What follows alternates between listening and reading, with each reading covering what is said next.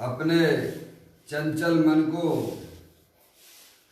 एवं चंचल उपयोग को स्थिर करने के लिए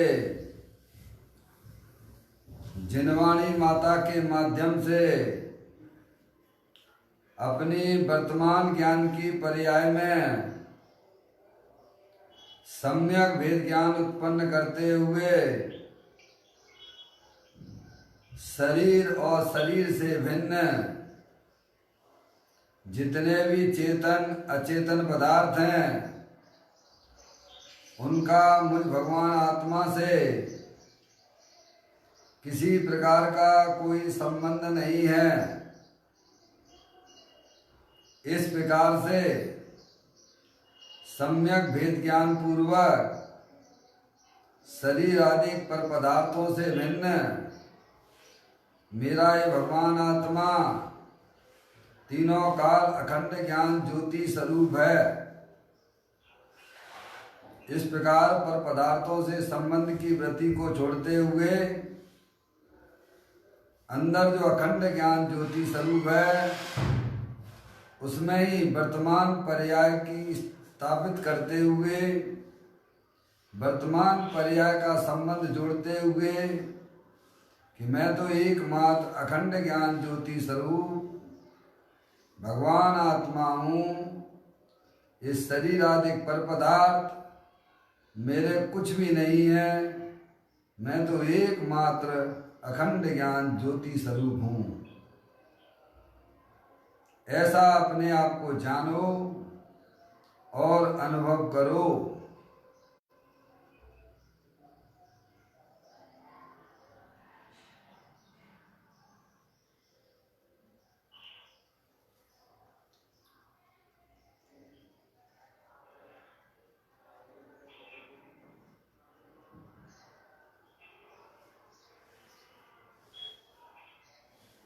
इसी प्रकार से संसार अवस्था में आत्मा की पर्याय में जो विविध प्रकार की इच्छाएं पुण्य पाप की होती हैं वे समस्त पुण्य पाप के परिणाम पर के लक्ष्य से होने वाले भाव हैं।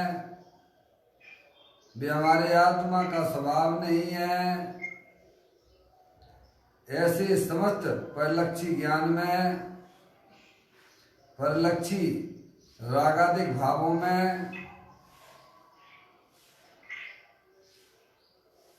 एकत्व बुद्धि, ममत्व बुद्धि, कर्तृत्व बुद्धि, भोक्तृत्व बुद्धि तथा उन रागादिक परिणामों की ज्ञाता बुद्धि को भी छोड़ते हुए मेरा ये भगवान आत्मा सदाकाल पूर्ण निराकुलता स्वरूप वाला है, अतीन्द्रिय आनंद का पिटारा है। ऐसा अपने आप को जानो और अनुभव करो कि मैं तो एकमात्र ज्ञान आनंद की मूर्ति हूँ। ये शरीर रागादिक ये मेरी परिणति नहीं है। मैं तो ज्ञानानंद मूर्ति स्वरूप भगवान आत्मा हूँ। ऐसा अपने आप को जानो और अनुभव करो।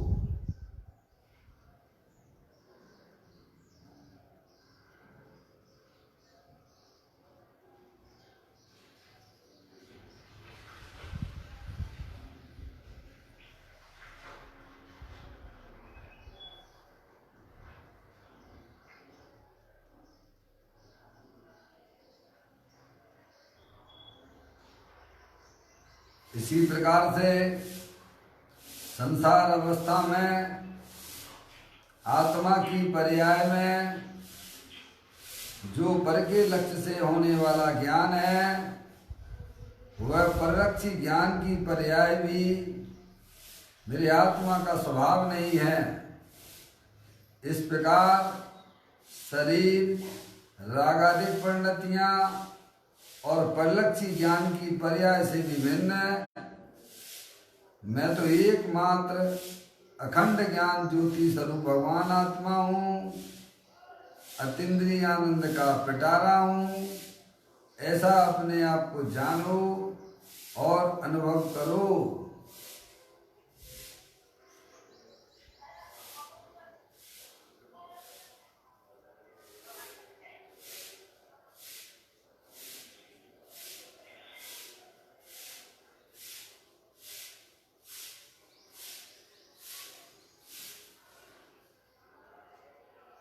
मेरे भगवान आत्मा में शरीर, रागादिक परिणतियां और परलक्षी ज्ञान की पर्याय प्रवेश नहीं करती है, क्योंकि मेरा ये भगवान आत्मा सदाकाल शुद्ध विज्ञान घन स्वरूप वाला है। ऐसा अपने आप को जानो और अनुभव करो कि मैं तो तीनों काल शुद्ध विज्ञान घन स्वरूप भगवान आत्मा हूँ।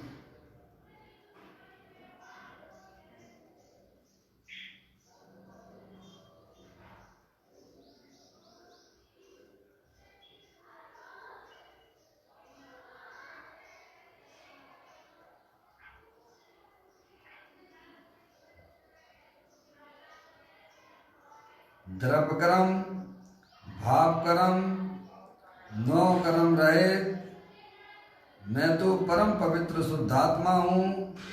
ऐसा अपने आप को जानो और अनुभव करो।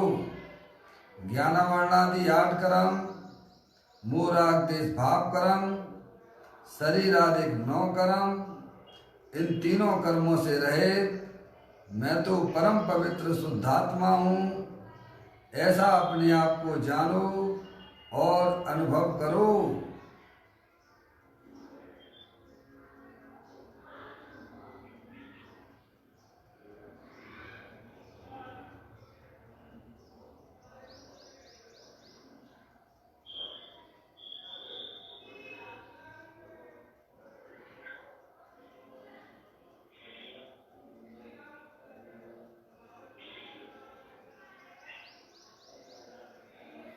ओम नमः सिद्धेव्या। ओम नमः सिद्धेव्या। ओम नमः सिद्धेव्या। चिंतामणि सम स्वयं का चैतन्य तत्वमान है। निज का करूं मैं चिंतवन, निज का करूं श्रद्धान में। शुद्धात्माई देव है जो गुण अनंत निधान है। मैं स्वानुभव में देख लूं आत्मा स्वयं भगवान है। मैं स्वानुभव में देख लूं आत्मा स्वयं भगवान है।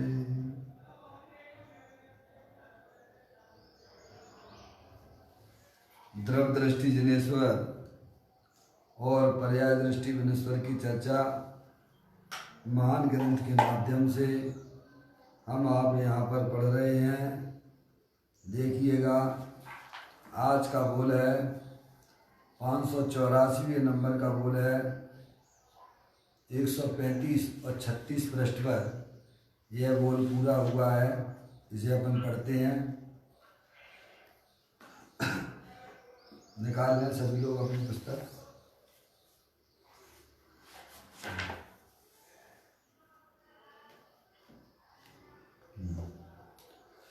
पढ़ते हैं। भाई तू सती यानी गहरी जिज्ञासा कर कि जिससे तेरा प्रयत्न बराबर चलेगा। तेरी मति सुलट कर आत्मा में परिणमित हो जाएगी। सत के संस्कार गहरे डाले होंगे और इस भव में कार्य नहीं हुआ तो अगले भव में सत प्रकट होगा। सातवें नरक के नारकी की वेदना का पार नहीं है, किंतु अंतर में पूर्व संस्कार जागृत होने पर सम्यक दर्शन प्राप्त कर लेता है। इसीलिए सत के गहरे संस्कार अंतर में डाल भाई, गहराई से सत के संस्कार डाल। उतले संस्कार तो अनेक बार डाले, परंतु गहराई से एक बार यथार्थ संस्कार डाल तो अगले भव में भी सम्यक दर्शन प्रकट होगा। देखिएगा, बहुत सुंदर चर्चा भैया है। सत के संस्कार की बात की जा रही है। कहते हैं सत सती गहरी जिज्ञासा कर, जिससे तेरा प्रयत्न बराबर चलेगा। समझ रहे आप? देखो, प्रयत्न यानी पर्याय की परिणमन अंतरोन्मुखी कैसे चलेगा। समझ में आया? हमें यही हमारी निरंतर रहता है कि भाई तुम क्या विचार करते हो, हैं किससे बातें करते हो, कैसे आत्मा को देखते हो, क्या भैया प्रयत्न क्या है, पुरुषार्थ क्या है। तो ज्ञानी कहते हैं कि तुम पहले यह समझो, ये सत वस्तु स्वरूप को समझो, है भैया, विश्व की व्यवस्था को जानो। ये विश्व जो है अनादि अनंत है, इसे किसी ने बनाया नहीं है और इस विश्व में जाति अपेक्षा 6 द्रव्य हैं। क्या भैया, ये सत संस्कार किस हैं, समझे नहीं आप? सबसे पहले इस विश्व की रचना के बारे में ज्ञान करो कि ये विश्व किसने बनाया भैया, कब से है, कब तक रहेगा। तो कहते हैं विश्व अनादि अनंत है। समझ गए? अनादि यानी जिसकी कोई शुरुआत नहीं, जिसका कभी अंत नहीं है। और इस विश्व में क्या है, तो कहते हैं जाति अपेक्षा 6 द्रव्य हैं। जीव द्रव, पुद्गल द्रव, धर्म द्रव, अधर्म द्रव और आकाश द्रव और काल द्रव। ठीक है? अब आपका अस्तित्व किस रूप में है? आप ये 6 द्रव्यों में कौन से द्रव्य हो? है भैया। इस प्रकार से अगर फाउंडेशन से, नीम से अगर अपने संस्कार डालोगे हैं तो पर्याय को चाल मिल जाएगी। समझ में आया भैया? अभी पर्याय की चाल जो है ना, है वो बैरमुखी हो रही है, क्योंकि उसे अभी इस विश्व की व्यवस्था का यथार्थ रूप से ज्ञान नहीं है। समझ में नहीं आप? इसीलिए वो पर्याय बारंबार भागा करती है। अगर अंदर में उस पर्याय का परिवर्तन कराना हो तो सबसे पहले इस विश्व की व्यवस्था को समझना हमारा आपका सबसे प्रथम कर्तव्य है। समझ में आया भैया? भगवान की पूजा करो, भक्ति करो, उसकी कोई निषेध वाली बात नहीं है। अरिहंत भगवान आपको मिल गए हैं, हमें आपको सबको प्राप्त हुए हैं, तो हमें बड़ा शांति से, धीरज से, क्या भैया, भगवान की पूजा भी करो भैया, भक्ति भी करो, अभक्ष का सेवन मत करो, क्या भैया। लेकिन इससे पहले क्या कहा भैया, अरिहंत परमात्मा ने क्या बताया है वह बात हमारे ज्ञान में व्यवस्थित जमना चाहिए। समझ में आए भैया? ख्याल में आती बात? तो कहते हैं ये विश्व जो है ना भैया, 6 द्रव्यों के समूह को विश्व कहते हैं। ना बच्चों को पढ़ाते हैं पाठशाला में, समझ में आया भैया। लेकिन पढ़ लेते हैं, पढ़ा देते हैं, भाव वासन बिल्कुल भी नहीं करते हैं। भाव वासन नहीं करते तो उसका लाभ नहीं मिलेगा। अब तो अपने सामने अपनी मौत दिखना चाहिए। समझ में आया भैया? जब तक हमें अपने सामने हमें अपनी मौत नहीं दिखती है ना, तब तक हम कोई प्रयत्न करते ही नहीं हैं। ये सोचते बढ़िया चल रहा है, खाने पीने की व्यवस्था है भैया, हैं, मेरे जैसा तो जो है सुखी प्राणी नहीं है। अरे भाई कितने दिन की है, तुम तो अनादि अनंत रहने वाले आत्मा हो ना भाई, हैं? वर्तमान में ही क्यों संतुष्ट होते हो? समझे आप? तो कहते हैं कि सबसे पहले सत गहरी है, तू सत है गहरी जिज्ञासा कर, है? बिल्कुल अपने अपने में अपने आप ईमानदार हो जाओ। क्या भैया? हैं? जिसकी नियत सही होती है उसका नियम से उसकी पर्याय में बरकत होती है, नियम से उसकी पर्याय में विकास होता है। समझ में आया भैया? किसी दूसरे के लिए नहीं, हमें बस इस पर्याय में अपनी आत्मा में है भैया, अपनी आत्मा का कल्याण करना है। अपनी आत्मा में जो अरिहंत परमात्मा ने जो शक्तियां बताई हैं उन शक्तियों को हमें अपनी पर्याय में प्रकट करना है। सबसे पहले यह हमारा निर्णय होना चाहिए, है भैया। बातें कैसी भी होती रहें, पुण्य की हो या पाप की हो, लेकिन हमारा लक्ष्य एक होना चाहिए, है जो अरिहंत परमात्मा ने हमें समझाया है, बताया है। समझ नहीं आया भैया कि मैं सत स्वभावी भगवान आत्मा हूँ, ना मेरा अंत होता है ना मेरा प्रारंभ है, मैं अनादि अनंत चेतनेश्वर भगवान आत्मा हूँ। यह बात हमारे श्रद्धान में ज्ञान में व्यवस्थित तरीके से जमे पहले। क्या भैया? मैं भी इस विश्व का कुछ पार्ट अदा करता हूँ कि नहीं करता हूँ? मैं क्या हूँ आखिर? है भैया? इसकी खोज में तो जाना चाहिए ना, इसकी गहराई में तो हमें चलना चाहिए ना। ये मिल गया भैया, जो मनुष्य पर्याय मिल गई भैया, ये हमारे पिताजी हैं, ये हमारी माँ है, ये हमारे भाई है, ये हमारे बहन है। अरे भाई हैं, उतना ही सब कुछ मत समझो, हैं?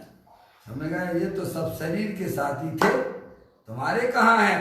तुम तो चेतनेश्वर भगवान आत्मा हो ना भाई, हैं? पहले अपना काम करो, है भैया। तो कहते हैं गहरी जिज्ञासा, तू सत गहरी जिज्ञासा कर, है भैया। बनावटी धर्म नहीं करना, समझ रहे आप? बस मुझे एक ठान लो बस अंदर में, दुनिया कुछ भी कहे, अरिहंत परमात्मा ने जो हमें आत्मा के स्वरूप को समझाया है बस उन्हीं की सुनना है, हमें दूसरे किसी की नहीं सुनना है। हमें आचार्य भगवंतों की सुनना है, हमें मुनिराजों की सुनना है। क्या कहा भैया? समझा? मुझे अपने आत्मा को समझना है। तो ऐसी जब अंदर में पर्याय की स्थिति बनती है भैया, तब उसे अंदर वह चाल मिलती है। देखो ये क्या कहते हैं, तू सती गहरी जिज्ञासा कर जिससे तेरा प्रयत्न बराबर चलेगा। क्या कहा? अब पर्याय को चाल मिल जाएगी। अभी हम संकल्प ही नहीं करते, हमें अपने आत्मा के बारे में वास्तव में पक्ष ही नहीं आया है।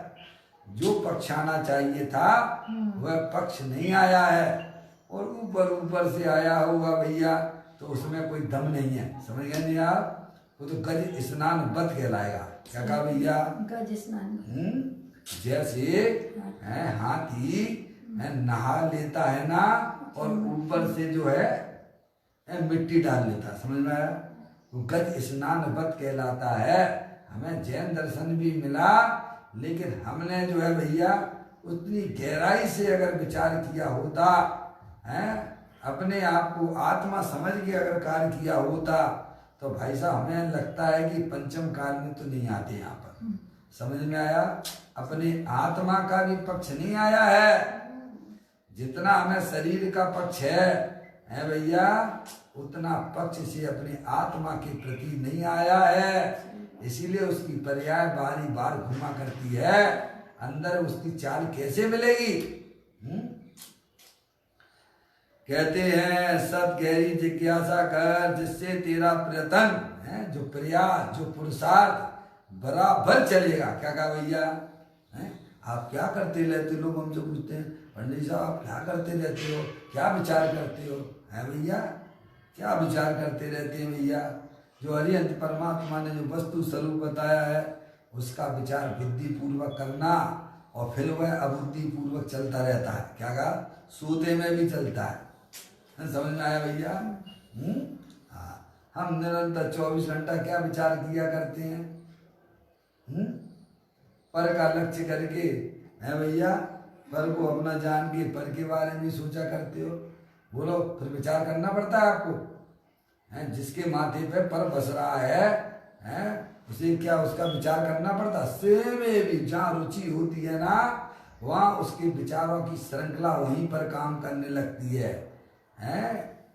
ज्ञानियों को अपने आत्मा की मेरा जित आत्मा का कल्याण करना है, बस मुझे तो अपने आत्मा की पर्याय में अतीन्द्रिय आनंद प्रकट करना है, उसे बढ़ाते रहना। क्या करना है भैया?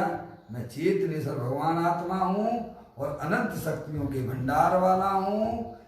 सर्वज्ञ देव परमात्मा ने हमें बताया है और हमने उसे युक्ति से, न्याय से, लॉजिक से समझा है। क्या भैया? समझे आप? यही तो उन्होंने कहा है आचार्य कुमकुंद देव ने समय सारणी की 5वें नंबर की गाथा में। बोलो क्या कहा है? मेरे निज वैभव का जन्म कैसे हुआ? सबसे पहले क्या कहा? आगम के अभ्यास से। क्या कहा भैया? सबसे पहले आज्ञा में आ जाना है भैया, आगम के अभ्यास से और युक्ति के अवलंबन से, पर अपर गुरु के उपदेश से और स्वानुभव के द्वारा मैंने देखा, ओहो मैं चेतनेश्वर भगवान आत्मा ही हूँ, है भैया। तो निज वैभव का जन्म हो गया। निज वैभव का जन्म यानी जो द्रव्य के अंदर शक्तियां थी उनकी पर्याय में अव्यक्ति हो जाना, वही तो निज वैभव का जन्म है भाई साहब। वही तो हमारा वैभव है भैया। हम किसको वैभव माने बैठे हैं? बोलो भैया, किसको वैभव मानते हैं? 2, 4, 5 लाख करोड़ इकट्ठे हो गए भैया, जड़ को अपना वैभव मानते हो। ज्ञानी कहते नहीं, सिद्धि रिद्धि वृद्धि दी के घट में प्रकट सदा, अंतर के लक्ष्य सोमा जाची लक्ष्य पति है। क्या? सिद्धि रिद्धि वृद्धि दी के घट में प्रकट सदा। समझ आया? जो निर्मल पर्यायों की उत्पत्ति हुई है, जो निराकुलता की उत्पत्ति हुई है, जो शुद्धता की प्रकटता हुई है, वह ज्ञानियों का निज वैभव हुआ करता है और वह अपने गायक प्रभु परमात्मा के आश्रय से प्रकट होता है। क्या भैया? और उस वैभव को कोई भी छीन नहीं सकता है। दुनिया की कोई ताकत नहीं है जो आपने कमाई की है, अंतरोन्मुखी उपयोग के द्वारा, उसे दुनिया की कोई भी ताकत उसे आपको उससे अलग नहीं कर सकती है। समझ में आया? ये है वास्तविक कमाई है। वो तो भाई साहब पुण्य की है, वो कोई आपके वर्तमान भाव के निमित्त से भी नहीं हो रही है कमाई। आप रुपया पैसा कमाते हो तो आपके परिणाम है तो पाप रूप से कमाने का भाव है भैया। ये तो पूर्व में हमने आपने जो भी कुछ भैया ऐसा पुण्य के कार्य किए थे, वो वर्तमान में है भैया कुछ अनुकूलता दिखाई दे रही है। समझ नहीं आप? और जो भी प्रतिकूलता है वो हमारे पाप के वजह से है। समझ में आया भैया? वास्तविक कमाई तो आत्मा की यह है कि वह अपने उपयोग को समस्त द्रव्य प्रभावों से भैया हटते हुए अपने गायक प्रभु परमात्मा के सन्मुख जो करता है वह उसकी वास्तविक कमाई हुआ करती है। तो यहाँ कहते हैं अपने आत्मा में ऐसे संस्कार डालिए। क्या भैया? जिससे जो है गहराई से डालना, ऐसे नहीं। क्या भैया? शमशान घाट जैसे नहीं। भैया क्या कहा भैया? अरे भैया ये भी मर गए, वे भी मर गए, थोड़ी देर विचार किया फिर खाने पीने में मस्त हो गए। क्या हो गया भैया?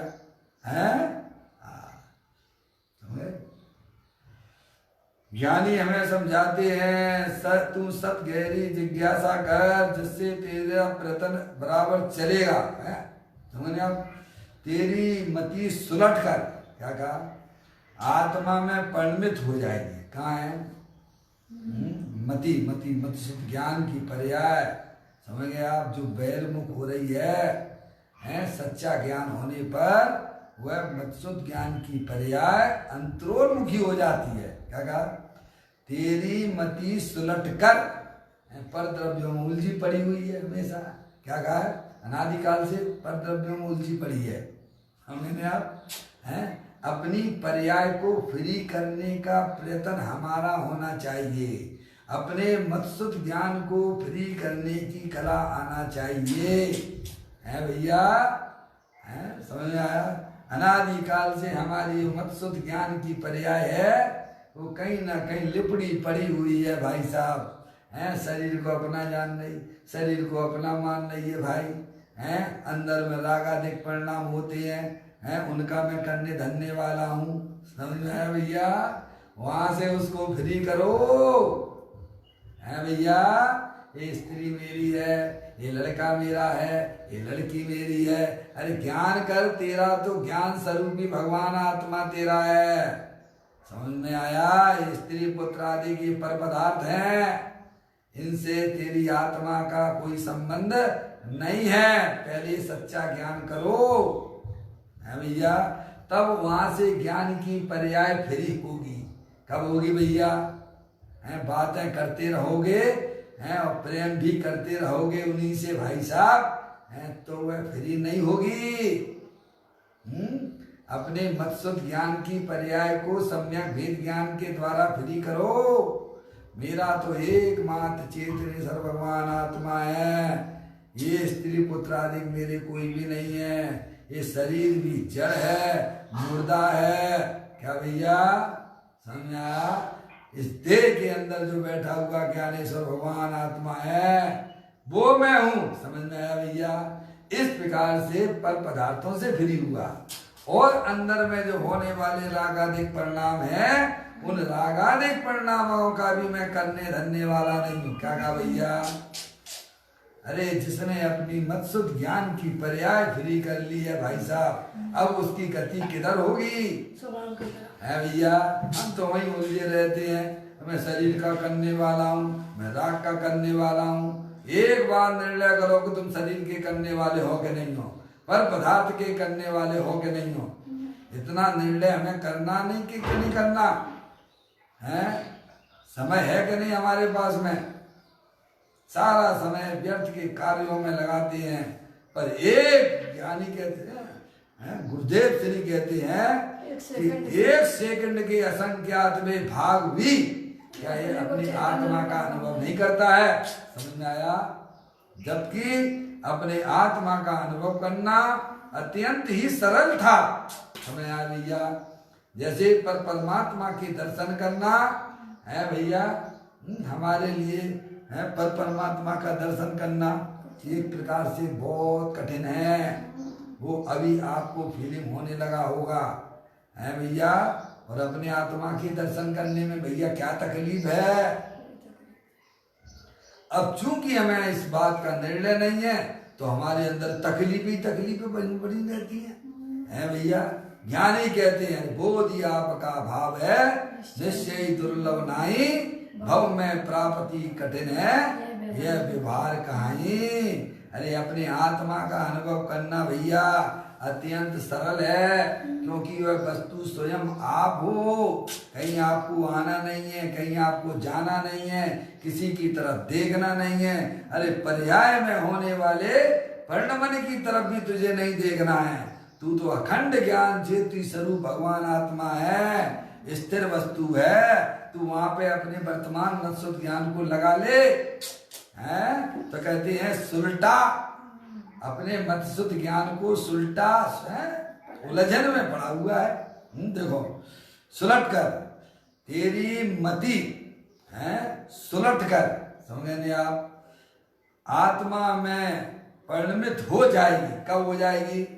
है भैया जैसे है आपने सच्चा ज्ञान किया। देखिएगा मैं बहुत उदाहरण देता हूँ, मैं बार बार इसीलिए देता हूँ कि आपके बराबर ज्ञान में बात जमना चाहिए। देने के लिए तो मैं फिर सैकड़ों उदाहरण दे दूँ अजय भाई, देखने के लिए तो मैं सैकड़ों उदाहरण, ये क्या फर्क पड़ता है? समझ में आया? मैं उपयोग को इधर उधर भ्रमित करने का काम नहीं करता हूँ। समझ में आया भैया? आप सीधी सीधी बात पे आइए कि सामने जो है रस्सी पड़ी हुई है अंधेरे में, है भैया। और आप उसे सर्प देख रहे हो। क्या देख रहे हो? सर्प देख रहे। कभी कभी ऐसा होता है कि नहीं होता है हमारी जिंदगी में, है? अंधेरा पड़ा हो और वहाँ रस्सी पड़ी हो, टेढ़ी मेढ़ी पड़ी हो, तो बोलो हमें उस समय क्या समझ में आती है? सांप समझ में आता है, सर्प है, हैं? जहाँ आपने विपरीत ज्ञान किया है भैया, वहाँ आपकी पर्याय में क्या होगा? निराकुलता होगी कि दुख के परिणाम होंगे? हैं? दुख के परिणाम होते हैं भाई साहब। और जहाँ आप रस्सी को रस्सी रूप से जानते हो, वहां पर आपके परिणामों में क्या होगा? है भैया, वो भय नाम की पर्याय नहीं होगी। पहले अपना दृष्टि सम्यक करो, समझ में आया? अपना देखना सम्यक करो। ज्ञानी कहते वो मत्सुत ज्ञान तो अपने आप पलट जाएगा। क्या कहा भैया? जो मत्सुत ज्ञान की पर्याय बैरमुखी हो रही थी, जहां सच्चा ज्ञान हुआ वही पर्याय अंतर्मुखी हो जाती है। क्या हो जाती है भैया? श्रीमद राजचंद्र जी कहते हैं जो ज्ञान संसार में बढ़ाने को लगा हुआ था, वही ज्ञान सुलटता हुआ, वही ज्ञान सुलटता हुआ है अपने आत्मा की तरफ बढ़ जाता है, अपने आत्मा का सेवन करता है। समझ में आया भैया? जैसे यह विश्व की व्यवस्था का हमारा ज्ञान हुआ, वैसे ही हमारी मत्सुत ज्ञान की पर्याय सुलट जाती है। क्या कहा? समझ में आया? सबसे पहले कमर कस लो। इस विश्व की व्यवस्था को जानना हमारा सर्वप्रथम कर्तव्य है। क्या भैया? और इस विश्व में हमारा क्या रोल है? समझ में आया भैया? अरे आप हो के नहीं हो, आपका अस्तित्व है कि नहीं है, तो किस रूप में होगा? है कोई कल्पना है क्या? है? पंच इंद्रिय के विषय कल्पना रूप है, उन्हें हम सत्य माने बैठे हुए हैं। और जो सब सवारी भगवान आत्मा है, उसकी हमें खबर ही नहीं है। किसने देखा आत्मा? किसने देखा? अरे और तुम कौन हो? हैं? किसने क्या देखा? हैं? स्वयं जानता रहता है तू, इसीलिए तो गायक है। अरे इसको जाना उसको जाना, इससे कुछ संबंध नहीं, सदा जानता रहता है तू, इसीलिए तो गायक है, इसीलिए तो तू आत्मा है। क्या भैया? जब विश्व की व्यवस्था आप गहराई से जानने के प्रयत्न करते हो, हैं? 6 द्रव्य हैं और सभी द्रव्यों की पर्याय अपने स्वकाल में होती हैं। क्या जानना भैया? हैं? एक पर्याय दूसरी पर्याय का भी कर्ता धरता नहीं है, एक द्रव्य की पर्याय का दूसरा द्रव्य भी कर्ता धरता नहीं है। इस विश्व व्यवस्था को जहां इतना अच्छा ज्ञान जिसकी पर्याय में होता है, वहां वह पर्याय, वहां वह मत शुद्ध ज्ञान की पर्याय पर सन्मुखता छोड़ देती है। क्या कहा भैया? अब कहाँ रह गया उसको पर्याय? तो जगह तो कहीं चाहिए नहीं चाहिए बैठने के लिए। पर्याय को है भैया, जहाँ सच्चा ज्ञान हुआ है, आगे बात समझ में? इतना इतना इतना ये होता है उसमें विश्व के ज्ञान के अंदर। देखो यहाँ कहते हैं गहरी जिज्ञासा कर, सत्य की गहरी जिज्ञासा कर, जिससे तेरा प्रयत्न बराबर चलेगा, बराबर चलेगा। समझ गए नहीं आप? अब ये तो प्रयत्न अपन क्या करते हैं, ये देखो भैया पूजा किसने की है? अरे मैंने की है। तो ये तो तुम्हारा उल्टा हो गया, ये तुम्हारा प्रयत्न कहाँ हुआ? हम पूरा समय जो है भगवान की पूजा में लगाते हैं भैया, पूरा समय तो लगाते ही नहीं है। समझ गए आप? हम धर्म के नाम के ऊपर बात करते हैं। क्या भैया? कहाँ लगाते हैं? थोड़ा बहुत समय जिंदगी का मिलता है, कहाँ आजकल है? सबको, किसी को खाने की फुर्सत नहीं, बनाने की फुर्सत नहीं, किसी को कमाने की फुर्सत नहीं है। पाप के कार्यों में अधिकांश समय हमारा जाता है, थोड़ा बहुत समय उसमें से निकाल लेते हैं मनुष्य पर्याय का, हैं? और अपने आप को भगवान की पूजा कर ली, भक्ति कर ली, और मान लगे कि सिंचन की क्रिया मैं करने वाला हूँ। क्या मान लिया तुमने? हैं? क्या माना? तो ये तो उल्टी प्रवृत्ति हो गई ना भाई साहब। हैं? जड़ की क्रिया जड़ में होती है, शरीर की क्रिया शरीर में हो रही है, आत्मा की क्रिया आत्मा में होती है, और रागादिक की क्रिया रागादिक में होती है। समझ में आया कि नहीं आया भैया? क्या बात है ना आपकी? बोलता हूं मैं हमेशा। संबर अधिकार की 181, 182, 183। उपयोग में उपयोग है, उपयोग नहीं क्रोध आदि में है। क्रोध क्रोध विषय निश्चय, क्रोध नहीं उपयोग में। क्या मतलब? उपयोग यानी जानने देखने वाला पदार्थ, समझ में आया है? वो अलग है, और आत्मा में जो विकार के परिणाम होते हैं वे अलग हैं। समझ में आया भैया? उपयोग में उपयोग को उपयोग नहीं क्रोध आदि में है। क्रोध क्रोध विषय निश्चय, क्रोध नहीं उपयोग में। अंदर परिणामों में जो विकार आदि की परिणतियां होती हैं वो विकार विकार में है, और वहां जानने देखने वाला भगवान आत्मा अपने में रहता है। समझ आए? फिर कहते हैं उपयोग है नहीं अष्टविध कर्म और न कर्म में, बेकर्म और न कर्म भी कुछ है नहीं उपयोग में। क्या कहा? उपयोग नहीं है अष्टविध। आठ कर्मों में 8 कर्म जड़ है, और जानने देखने वाला भगवान आत्मा अलग है। कर्म और 9 कर्मों में भी वह जानने देखने वाला नहीं है। समझ में आया भैया? वे अलग हैं और ये अलग है। एक कर्म और 9 कर्म में भी नहीं है उपयोग, इधर से लेना उधर से ले लेना। और फिर जब ऐसा सच्चा ज्ञान जिस जीव को प्रकट होता है, क्या भैया? ये सत स्वरूपी भगवान आत्मा के संबंध में आपके समीचीन विचार हैं, तो फिर क्या होता है? फिर कहते हैं ऐसा अविपरीत ज्ञान जब ही प्रकटता है जीव को, तब अन्य नहीं कुछ भाव है उपयोग शुद्धात्मा करे। क्या भैया? जब जीव को इस प्रकार का सच्चा ज्ञान होता है, क्या भैया?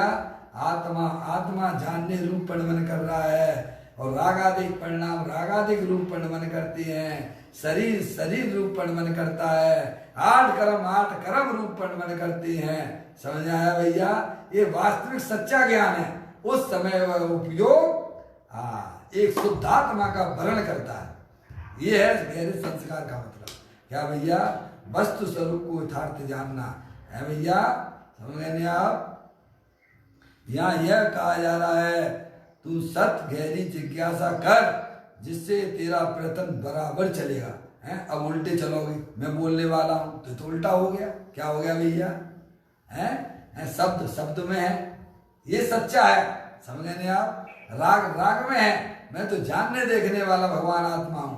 तो ऐसा जो अंदर में है भैया, तत्व के प्रति हमारी जो जागृति होगी, है समझे, उस समय वह पर्याय जो मत शुद्ध ज्ञान की है, वो समस्त द्रव्यों में जो अज्ञानता से लिपट रही थी, क्या भैया, वह वहां से छूटती हुई है, सुलझती हुई।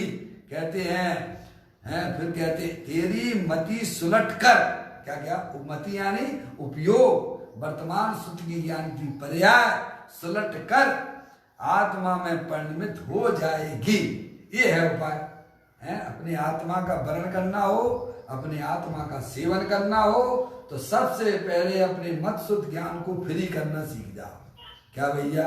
और वह फ्रीनेस पर्याय जब होती है, जब जीव को है भैया सच्चा ज्ञान होता है। क्या होता है? सम्यक वेद ज्ञान होता है।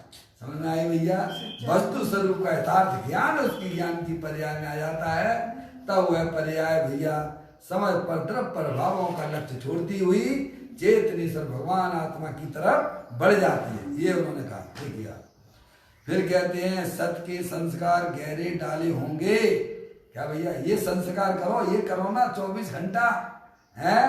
अब इसमें आपको कहाँ की पुस्तकों की जरूरत पड़ेगी बता भैया। ऐसा भेद ज्ञान आप कहाँ नहीं कर सकते हो आप हैं। आप अगर भोजन भी बन रहा हो आपके यहाँ पर, भाई भोजन भी बना रही होगी, तब भी उसके जीवन में स्वाध्याय चल रहा होगा। समझ में आया। अगर बुद्धि पूर्वक गहराई से संस्कार डाले होंगे तो है भैया। केवल पुस्तकों में ही धर्म देख लिया होगा, मंदिर में ही धर्म देखते होगे है भैया। ये ऊपर ऊपर के हैं, इनमें कोई तुम्हें लाभ होने वाला भी नहीं है। और ऐसे सत्य के संस्कार जब हमारे होंगे तो हम चाहे दुकान पे हो, चाहे भैया घर पे हो, चाहे मंदिर में हो, अजपा है क्या कहते हैं, समझ गए नहीं आप है। उसे जपना नहीं पड़ता है वो स्वयं भी चलते फिरते उठते बैठते खाते पीते चलते सब समय उसके परिणामों में यही चला करता है भैया। कहते हैं सत के संस्कार गहरे डाले होंगे और इस भव में कार्य नहीं हुआ तो अगले भव में सत प्रकट हो जाएगा। क्या हो जाएगा भैया ये सत के संस्कार। मैं बोलने वाला नहीं हूँ है, ये बोलने की क्रिया भैया भाषा वर्णना की है। ये शरीर को मैं हिला डुला नहीं सकता हूँ। मैं तो चेतने सर भगवान आत्मा हूँ, जानने देखने वाला हूँ। ये राग आदि परिणतियाँ हर समय नई नई पैदा होती हैं, मैं इनका कोई करने धरने वाला नहीं हूँ। ऐसा जो बुद्धि पूर्वक संस्कार डाले जा रहे हैं भैया, मैं तो सदा काल जानने वाला हूँ। चाहे भले इस भाव में उसको अपनी आत्मा का मिलन ना हो पाए पर्याय का, लेकिन उसकी दशा अब जो है अपने गायक के ऊपर परमात्मा तक की तरफ बढ़ रहा है। समझ में आया भैया। जैसे आपको जो है भाई साहब आपने गंतव्य पे जाना होता है, भले ही आप धीमे धीमे चल रहे हैं तो एक बार उस गंतव्य पे पहुंच ही जाओगे। और विपरीत दिशा में अगर आप प्रयत्न करोगे तो उतने ही आप उतने दूर जाओगे। क्या कहा भैया, ऐसे संस्कार डालो है। मैं तो मैं शरीर की क्रिया करने वाला हूँ, मैं राग को करने वाला हूँ है भैया, मैं बोलने वाला हूँ। अरे तुम जानने देखने वाले भगवान आत्मा हो। इस प्रकार के हमारे सत के संस्कार भले ही अभी उस पर्याय में सम्यक दर्शन नहीं हुआ है, लेकिन इतनी निराकुलता हो जाती है भाई साहब, मैं आपको क्या कहूँ। समझ में आया भैया है। ऐसा कोई वस्तु स्वरूप है भैया। मिथ्यात अवस्था में भी उसकी पर्याय में निराकुलता होने लगती है भाई साहब है। उसका पुरुषार्थ अंतरोन्मुखी चल रहा है और बाहर की भैया दिखाए वाला काम है। मैंने जितनी गाथाएं याद हैं इनको ये सुना देना, उनको वो कर देना, उनको पढ़ा देना भैया। ये नहीं, आत्म कल्याण है। समझ में आया। कैसे हो, अपनी नियत सही करके पढ़ना भैया, स्वाध्याय करना। देखो सत के संस्कार गहरे डाले होंगे और इस भाव में कार्य नहीं हुआ है किसी कारण से भैया है। शरीर आयु पूरी हो गई, अपने आत्मा के साथ में आयु कर्म है कि नहीं है भैया है। आपको मालूम कब छूट जाएगा, हमें भी नहीं मालूम। समझ में आया नहीं भैया। जब नहीं मालूम है तो अच्छी बात है ना। अरे देवगति के देवों को मालूम पड़ जाता है ना है, उनकी माला जो है मुरझा जाती है ना, कांति शरीर की है कम हो जाती है ना भैया, तो उनको समझ में आ जाता है ऐसा क्यों हो रहा है। तो वो देखते हैं ना, तो भैया वो जो है ना, वो बकरी के पेट में मेरा जन्म होने वाला है क्या भैया, तो आर्थ ध्यान करते हैं भैया, दुखी होते हैं, इतना वैभव छोड़ के जाना है भैया, अब कहाँ जाएंगे, क्या करेंगे भैया। समझ में आया। अरे कोई बताने वाला नहीं है तो चिंता की बात नहीं है। हरियंत परमात्मा कहते हैं कि तेरे आत्मा के साथ में एक आयु कर्म भी है समझ गया, और हमें नहीं मालूम कब छूट जाएगा। देखो वहां पे आया, आपके वहां पे कितना घटना गैस का चला विशाखापट्टनम में है भैया। लोग घूमने के लिए जा रहे थे या अथवा अपनी जान बचाने के लिए जा रहे थे, थोड़े चले जाके लग गए भैया हैं। सुना, इतना अंदर में विश्वास रखना कि अब मेरा समय बिल्कुल नजदीक आ चुका है अब ये शरीर छोड़ने का समय आ चुका है इसलिए अभी हमें अपनी आत्मा को व्यवस्थित तरीके से समझ लेने में ही हमारी भलाई है, हैं? अगर यहाँ हमने विश्व की व्यवस्था को व्यवस्थित तरीके से ना समझा तो नियम से निरोध जाना पड़ेगा। क्या भैया समझ, दूसरा कोई उपाय नहीं है। तो यहाँ ज्ञानी हमें समझाते हैं सत के संस्कार गहरे डाले होंगे और इस भव में कार्य नहीं हुआ, भले ही नहीं हुआ कोई बात नहीं, आयु क्रम 6 हो गया है भैया, समझ नहीं आप, तो अगले भव में सत प्रकट हो जाएगा। क्या हो जाएगा भैया? ओहो, वहां में था, जैन दर्शन मिला था, मैंने कितना शास्त्र के द्वारा अपनी आत्मा को समझने का प्रयत्न किया था, समझ गए आप, उल्लास पूर्वक। अरे अपना कार्य करने के लिए अंदर में उल्लास चाहिए, है भैया। अपने भगवान आत्मा की बातें खूब प्रसन्न चित्त से सुनना, खूब आनंद से सुनिया, दुनिया कुछ भी कहे उसकी तरफ बिल्कुल नहीं सुनना, बहरे हो जाना उसकी तरफ से। क्या कहा भैया? हैं?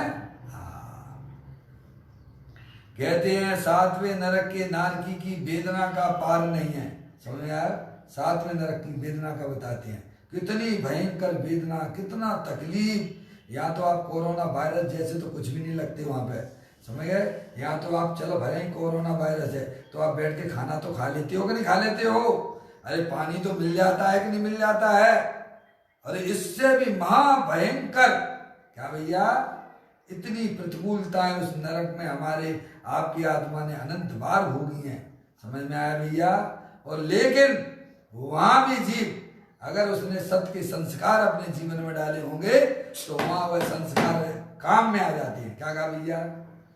समझ में आया भैया? है, वहां भी वह संस्कार प्रकट हो जाते हैं। देखो, 7वें नरक के नारकी की वेदना का पार नहीं है, किंतु अंतर से पूर्व संस्कार जागृत होने पर, क्या भैया, ऐसा जागृत होने पर सम्यक दर्शन प्राप्त कर लेता है। ऐसी असंख्यात सम्यक दृष्टि जीव है वहां पर, मालूम है कि नहीं मालूम? नरक में है, ऐसे संस्कार नहीं ले पाए। अंतरोन्मुखी उपयोग के द्वारा भैया अपने जन्मदेव परमात्मा के द्वारा अपने आत्मा को सुना समझा, बारंबार अभ्यास में रहे, उसी में लगे रहे हैं। सम्यक दर्शन नहीं हो पाया, कोई बात नहीं है, आयु पूरी हो गई है, जहाँ भी गया है पूर्व भव में जो भी बंद हुआ है, कर्मों के जो कर्म बनती है, आयु बनती है ना, जैसे राजा शरण्यक को थी है, राजा शरण्यक को 7वें नरक का बंद हुआ था, उसके परिणामों में ये चल रहा था कि ऐसे दिगंबर संत नहीं होना चाहिए है, तो उसने जो है उनके ऊपर है मरा हुआ सर्प डाल दिया था। उस समय उसकी आयु का त्रिभाग पड़ा, वहाँ उसको 7वें नरक का बंद हुआ है। बाद में 2-4 दिन के बाद है जब वह सर्प जो है उनके गले से उतारा गया है मुनराज के, है समझ गए, सर्प दूर हुआ है, तब उसको जो है उन मुनराज ने उनको आशीर्वाद दिया। क्या किया? दोनों को दिया है। उपसर्ग करने वाले के प्रति द्वेष नहीं, उपसर्ग निवारण करने वाले के प्रति राग नहीं, दोनों को एक साथ उपदेश दिया। धर्म की प्राप्ति हो, धर्म वृद्धि हो। क्या कहा? देखा कैसा ही सब तत्व का बल होता है। ओ वह राजा है, ओ ऐसे मुनराज होते हैं, ऐसे उसे अपने किए हुए हैं पाप कर्मों का पश्चाताप हुआ और छायक सम्यक दृष्टि हो गया, क्योंकि बंद उसका जो है मिथ्यात अवस्था में हुआ था। आगे बात समझ में भैया? वहां जाकर भी इतनी उसकी स्थिति कम हो गई है, 33 सागर से घट के कितना 10,000 वर्ष हो गए भैया। इतना सम्यक है, सम्यक जो भेद ज्ञान जो होता है उसके बल से इतनी स्थितियां कम हो जाती हैं। इसीलिए मैं कहता हूं, अरे पुण्य के पीछे नहीं भागना है, अपने आत्मा के बारे में यथार्थ जानकारी करना। समझ गए? पुण्य तो तुम्हारे पीछे पीछे भागेगा। किसान होता है कोई जो है भूसे के लिए खेती नहीं करता है, भूसा तो सहज में होता है, दाने के लिए खेती करता है। इसीलिए हमारी दृष्टि अपने आत्मा को जानने के प्रति होना चाहिए। जिसे हमने अनंत काल पहले नहीं जाना है उसे यहाँ जानने का प्रयत्न हमारा होगा। पुण्य के पीछे भागने से कुछ नहीं है। अरे कसाई की मंदता इतनी हो जाती है भाई साहब है तत्व के विचारों में कि उसकी क्या कल्पना की जाए। तो कहते हैं 7वें नरक के नारकियों की वेदना का पार नहीं है, किंतु अंतर में पूर्व संस्कार जागृत होने पर सम्यक दर्शन प्राप्त कर लेता है। इसीलिए सत के गहरे संस्कार अंतर में डाल, ये है, ये ज्ञानियों का उपदेश हुआ करता है। समझ लें आप, सत स्वरूपी विश्व की व्यवस्था को सबसे पहले समझिए आप, है नहीं? तो कहते सत संस्कार डाल भाई गहराई से, गहराई का मतलब ये है ऊपर ऊपर उथलेपन नहीं। समझ में आप, दूसरों को सुनाने के लिए धर्म नहीं करना, क्या भैया हम इनको पढ़ा देंगे, हम इनको समझा देंगे, क्या हो जाएगा तेरे को? हो सकता है पूर्व में तेरे को भी कोई समझाने वाला मिल जाएगा। अरे वे तो चले जाएंगे ना प्रभु। अपना लक्ष्य करना, हर चीज में अपना लक्ष्य करना, अपने आत्मा का लक्ष्य करके क्रियाएं करना। समझ में आया भैया? हाँ, कहते हैं गहराई से सत के संस्कार डाल, उस उतले संस्कार तो अनेक बार डाले। कहते उतले संस्कार कैसे डाले हैं? हमारा आपका जीव कितनी लब्धियां होती हैं भैया, ध्यान से बोलो भैया, हैं? अरे वो केवली भगवान की लब्धि की बात नहीं है, 5 लब्धि है, प्रायोग लब्धि है ना, चौथे नंबर की है। तो 5 लब्धियां बताई ना सम्यक दर्शन के पहले, है कौन कौन सी? क्षयोपम लब्धि, विशुद्धि लब्धि, देशना लब्धि, प्रायोग लब्धि, करण लब्धि, है भैया?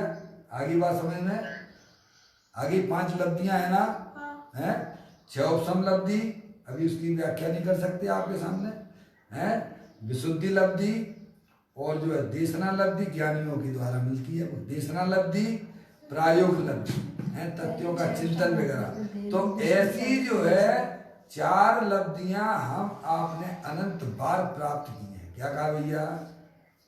है समझ में आया? प्रायोग लब्धि तक हमारा आपका आत्मा अनंत बार आ चुका है। और सुन लीजिए, अरे अबब भी वहां पहुंच जाता है। क्या कहा भैया? है प्रायोग लब्धि तक अबब की भी पहुंच है। ऐसी है प्रायोग लब्धि तक भैया अबब भी आ जाता है, लेकिन प्रायोग लब्धि के ऊपर जो करण लब्धि आती है वहां तक आज तक हमारा आत्मा कभी पहुंचा नहीं है। समझ गए आप? वे करण लब्धि के 3 भेद करते हैं, अध्ययकरण, अपूर्वकरण और निर्वर्तीकरण। समझ गया? ये सब अंदर के परिणामों का खेल है भाई साहब। समझ में आएगी नहीं आए? है तो ये ऊपर के संस्कार तो है, हमारा आपका आत्मा अनंत बार आ चुका है, प्रायोग लब्धि में आ चुका है भैया? समझ गया? वो ये कहते हैं, क्या कहते हैं? देखो भैया, उतले संस्कार तो अनेक बार डाले। क्या कहा? मुनि वृद्धार अनंत बार गिरे उपजायो, जातम ज्ञान बिना सुख न पायो। परंतु गहराई से एक बार यथार्थ संस्कार डाल तो अगले भाव में भी सम्यक दर्शन प्रकट होगा। समझे नहीं आप? यथार्थ वस्तु स्वरूप को समझो, किसी की मत सुनो, किसी की मत सुनो। क्या कहा भैया? वस्तु स्वरूप क्या है जगत में? मैं लोक का पदार्थ हूं, तो ये व्यवस्था कैसी है?